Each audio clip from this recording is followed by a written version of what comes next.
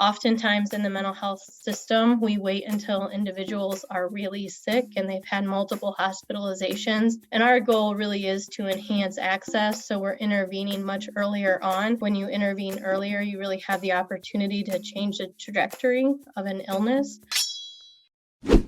Welcome to Business Ninjas, brought to you by WriteForMe, where you'll hear from business leaders who are out there growing their business and slaying it every day.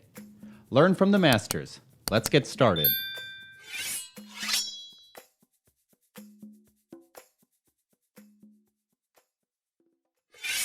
Hi, and welcome to another episode of Business Ninjas. I'm happy today to be here with Hattie Tracy, President and CEO of Coleman Health Services. Hi, Hattie, how are you today? I'm good. Thank you for asking. Well, thanks for spending some time with us. Please tell us a little bit about yourself. My name is Hattie Tracy. I'm President and CEO for Coleman Health Services. I have been in my role since August of 2021, but have been with Coleman for a little over 3 years and have been in the behavioral health field in the state of Ohio for the last 20 years. I'm a licensed independent social worker.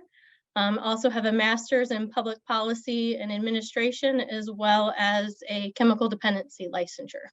Excellent, excellent. Tell us a little bit about what sort of services Coleman Health Services provides. Yeah, Coleman is a behavioral health organization in the state of Ohio. We provide outpatient mental health and substance use counseling, psychiatry, case management, peer support services, both individual and group. We also provide employment services for those individuals who want to gain employment and or just look for a job or need help and assistance on the job. We also have housing. One of our core tenets is we really believe that if people don't have safe and affordable housing, they're not going to be able to get better and get into a place where recovery, resiliency is safe for them and an option. So that is also one of our core services. We also provide 24/7 crisis services.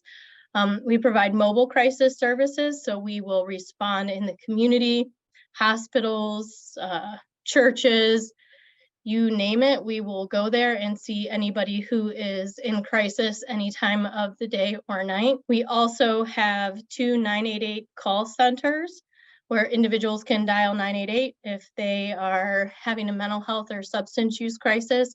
And we also have the 988 text and chat for the state of Ohio. And we also provide care management services, so really intensive services for youth who are at risk of out-of-home placement and making sure that we can keep them in the homes with their families. And then we also provide adult day services for individuals who have Alzheimer's or dementia.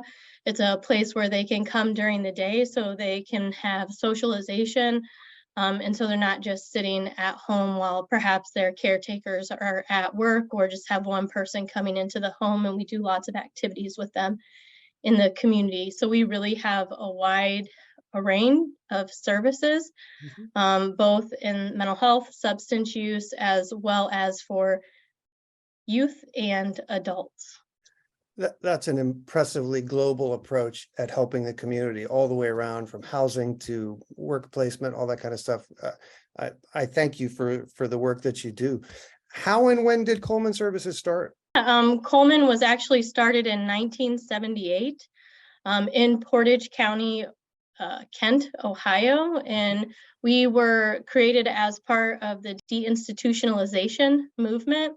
We're not a religious organization, but we were actually named after Father Kevin Coleman. He was a man who was really driven by his faith and his work and advocacy for mental health in the Portage County area. And so when Coleman was created, that is who we were named after. He did a lot as a counselor, and he also did a lot with the Kent State University. When we were started, we were about $1 million organization, and today we're closer to a $60 million organization. Oh, fabulous. I was going to ask, so you are a for-profit organization. How does... No, we are a nonprofit organization. You are a nonprofit, so you're doing all that. Is fabulous. So where does the majority of your funding, I'm not going to say revenue, but where does it come from? Yep, absolutely. In the state of Ohio, We are funded through Medicaid. We provide services and are reimbursed on a fee-for-service based model. Commercial insurance and Medicare also pay for some services, not all. So about 43% of our revenue comes from Medicaid and the services that we provide. In Ohio, we have county mental health and recovery boards. And so about 25% of our funding comes from those mental health and recovery boards and the levies that are passed in those communities. So services that aren't reimbursed by Medicaid or any other insurance, the boards pay for those services. Like a lot of our crisis services are great examples of what the mental health boards pay for service. And then about 8% comes from grants and philanthropy. And another 8% comes from our enterprise businesses. And then it just kind of goes down from there, different Excellent. places we get funding. That's fabulous. I'm glad to know that the state of Ohio is taking care of its own at that kind of level. I know it's state by state, it's very different. Is there a particular niche? Is there a particular demographic of people that you serve most? Yeah, I mean, we're while there is a broad array of individuals that we serve, we are typically providing services to individuals who are struggling pretty significantly with mental health issues. So it might be individuals who have depression, anxiety, bipolar disorder, schizophrenia, substance use disorders, and it's typically impacting their daily life. And it's gotten to the point where they really need treatment. I think one of the things we've really tried to move to is intervening earlier on. Oftentimes in the mental health system, we wait until individuals are really sick and they've had multiple hospitalizations. And our goal really is to enhance access. So we're intervening much earlier on. I think when you intervene earlier, you really have the opportunity to change the trajectory of an illness. And so for us, it's been really important to, while typically we have worked with individuals who have severe and persistent mental illness, we've also really tried to broaden that because we think it's important not to wait till somebody is ill to get treated. Hey, maintenance is always easier than repair in any context, especially the human one. I know I've been hopeful in the last couple of years that COVID has made more people aware that these issues affect just about everyone at some time. Yes, most of us are swans and we look fine above the water, but I'm hoping that there's a general empathy going on in the context of what you do and more support for it. Has that been your reaction in the last couple of years through COVID?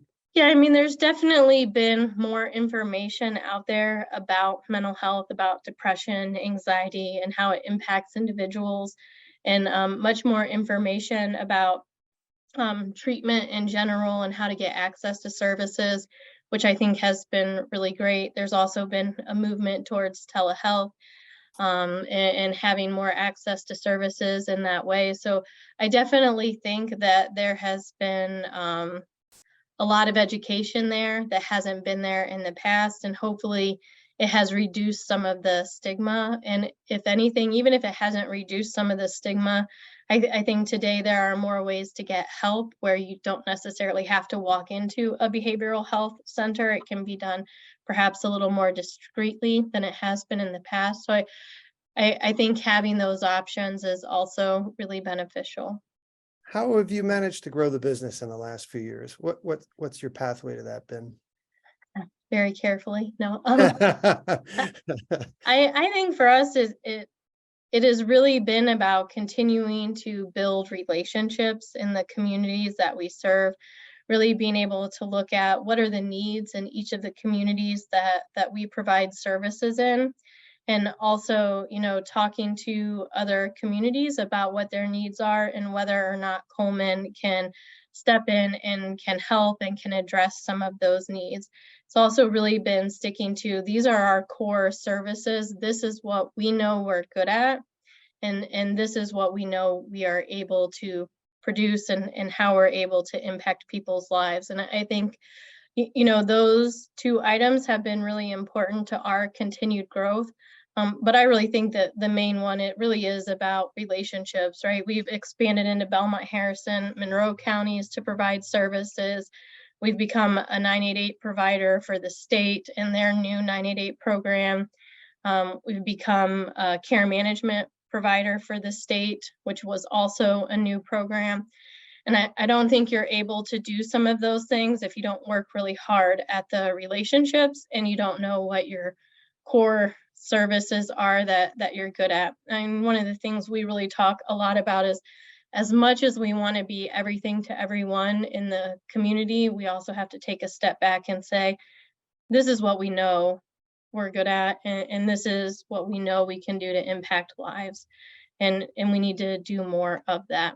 I mean, and the biggest barrier to that right now, and the biggest barrier to growth for us, really is around workforce. Understood. Yeah, the medical workforce has been in more flux in the last 2 years than in history, as far as I can see. Everybody, the traveling nurses are getting paid rates that are untenable for the industry, right? So local hospitals have a staffing shortage, but their nurses are across the country making 2-3 times what they would be making at home. It's a very strange dynamic. I hate to use the word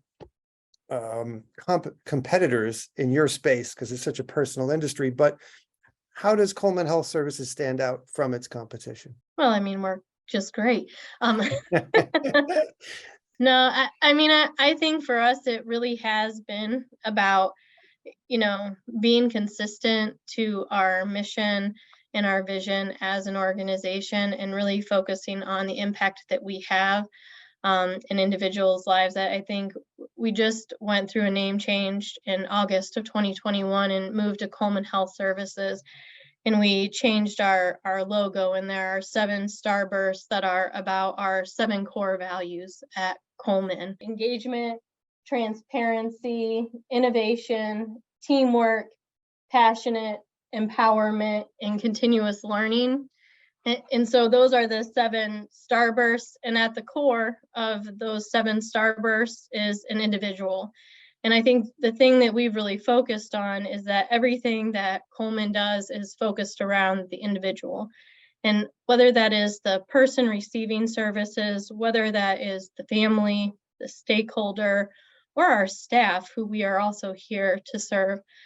I mean, for us, I think we've continued to be a very mission-driven organization and really focused on our core values. And I think when you do that, you're able to move things forward. So for us, I think that's been a big piece of what continues to set us apart and has continued to allow Coleman to grow as an organization. That's wonderful. Really. I mean, those are core values that would help any organization thrive if they're really adhered to. So that's beautiful.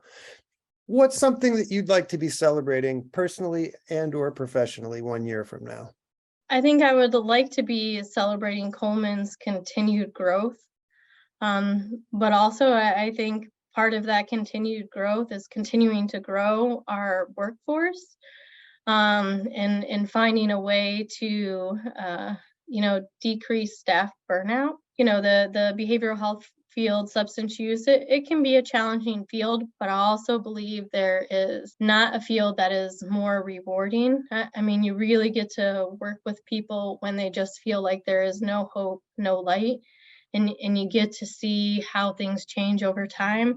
When they start to see the light, you get to see them come alive and get better, become more resilient, learn coping skills, and really kind of move past I am a diagnosis to I am this person and I have this struggle, but it doesn't define me. And so for me, I think really being able to continue to push that within our organization to reduce burnout and to get more people excited about being in this space and working for behavioral health and substance use organizations, and just the overall impact you get to have. And I think when you have staff who are not burnout and who are really focused on the mission and vision, you have well communities. And I think that is probably one of the most important things. So I would like to continue to see communities and individuals getting better. And and us continuing to have new staff get excited about the behavioral health field and want to come into the behavioral health field. And personally, I mean, I would like to get my contract renewed, right? In another year, it'll be up, right? No, I think for me, again, I'm in this field because I'm passionate about it. I have seen how mental health and substance use has impacted my family, and I have seen how getting treatment has impacted them. And so for me, anything that I can do to continue to enhance the behavioral health field, whether it's in Ohio or at the state or at the national level, for me, those are really important things. And I would like to continue to see Coleman be involved and help to shift and change how services are provided in communities and how they're reimbursed at the state and national level. I thank you for the work you do, and it's important for someone with a heart and mind like yours to be running a ship like Coleman Health Services. So I wish Coleman Health Services all the best in the future, and I truly thank you for what you're doing. Please tell everyone what your URL is and what social media channels Coleman Health Services uses and how people can find you. Yeah, so our URL is www.colemanservices.org, and our 1-800 number is 1-800-673-1347. And I don't know if we're cool enough to have any YouTube channels. I think we have one. I don't know if people can access it. Well, maybe that's something to attend to in 2023. You know, it's important to get your story out there because you're obviously helping a lot of people, and there's many more people who need you. So, well, thank you. Hattie Tracy, it's been lovely spending some time with you. Thank you for being a guest on Business Ninjas today, and we appreciate what you do. Yeah, thank you. Thank you.